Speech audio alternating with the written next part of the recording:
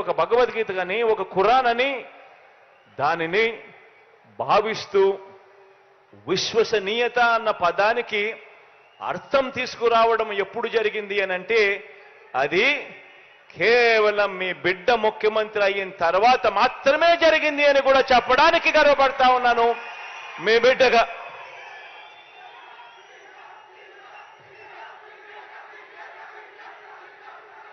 మరో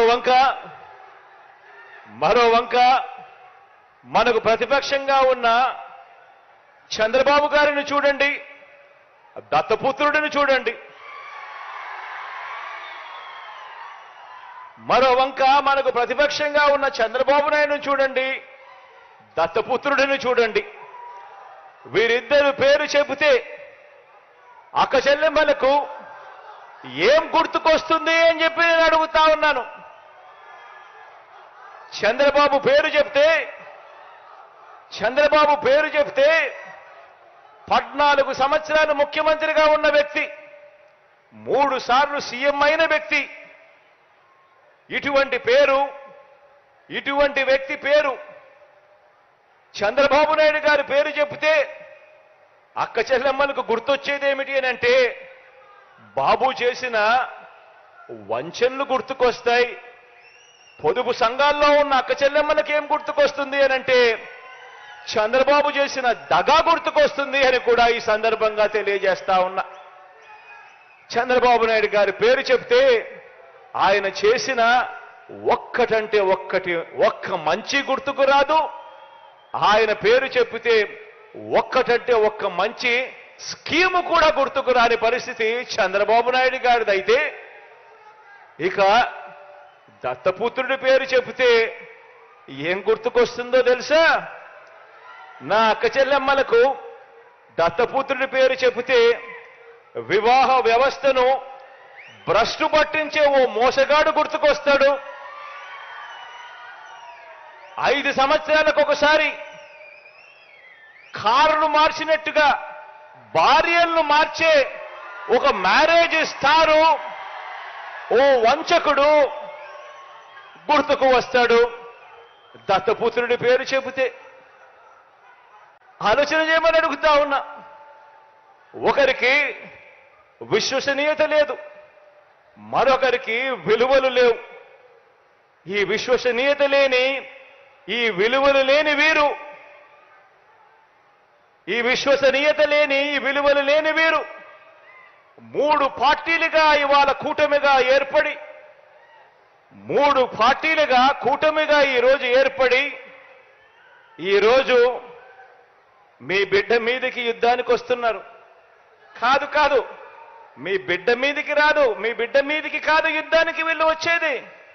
3 పార్టీలుగా వీళ్ళు కూటమిగా ఏర్పడి పేదవాడి భవిష్యత్ మీదకి వీళ్ళు యుద్ధానికి వస్తా ఉన్నారు.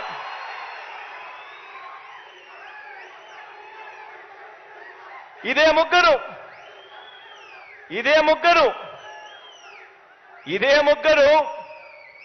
ఇదే చంద్రబాబు, ఇదే పవన్ కళ్యాణ్, ఇదే దత్తపుత్రుడు, ఇదే బీజేపీతోనే కలిసి 2014లో కూడా ఇప్పుడు చెప్తా ఉన్న మోసపూరిత వాగ్దానాలు మాదిరిగానే 2014లో కూడా ఇదే మాదిరిగా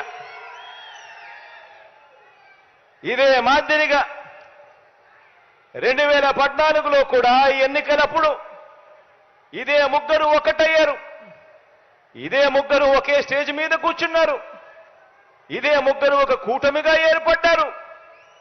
ఏర్పడిన ఏకంగా ఇదే పెద్ద మనిషి చంద్రబాబు నాయుడు గారు ఎన్నికల మేనిఫెస్టో అంటూ ఈ మాదిరిగా ఇచ్చి ఏకంగా చంద్రబాబు నాయుడు గారు సంతకం పెట్టి మరి ఈ మాదిరిగా ప్రతి ఇంటికి కూడా పంపించాడు ఈ పెద్ద మనిషి చంద్రబాబు గారు. ఇందులో ఈయన రాసిన మాటలు, రాసిన వాగ్దానాలు, రైతులకు రుణమాఫీ పైన మొదటి సంతకం చేస్తానన్నాడు.